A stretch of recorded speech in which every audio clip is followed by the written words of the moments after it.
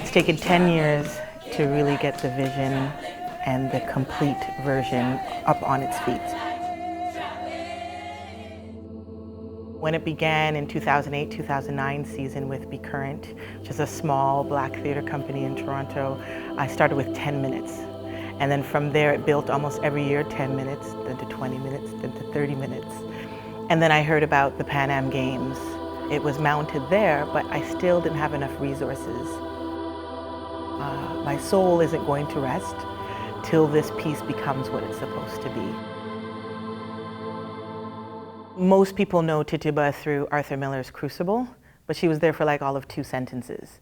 And what bothered me about it is she's the catalyst. She is the first woman accused, and she sort of just goes away and then becomes the white woman's plight of being a witch. So when I began to research more about her, in the Puritan documents, I found the word obia a couple of times, and I was like, what do Puritans know about obia? Knowing full well that that's a Caribbean term, loosely meaning witchcraft. So I said, there's got to have been more than Tituba as a black Caribbean woman in that time.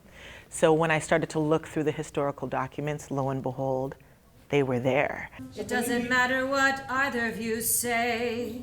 Let's continue on in our duty. So there's a slight pause there, Mel, before that action.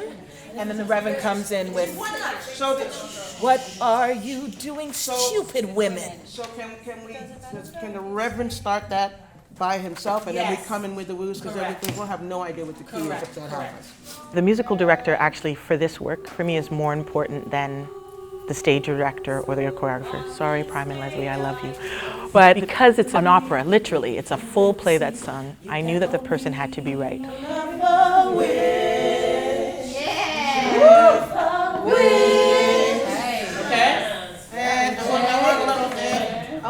Something here like a little. Can we try that again? And go. Show not for which. My role as a musical director is to helping shape the piece, because there's many different styles of music that represent the African diaspora. What we are doing here is very, very intense, and it brings up so many things in all of the women and the people involved.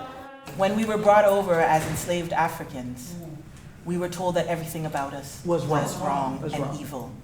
So immediately, if I thought back in the day that obia was my spiritual practice and it was right, the colonizers told me it was wrong. Therefore now, 400 X amount years later, it is now wrong.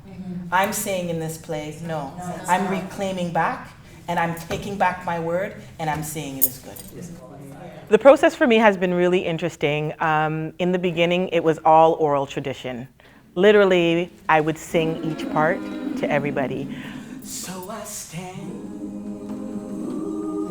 in my mother's name and those before her. I basically recorded every song and sung every part for people to understand what was in my head. Who inherited the shame for all the women?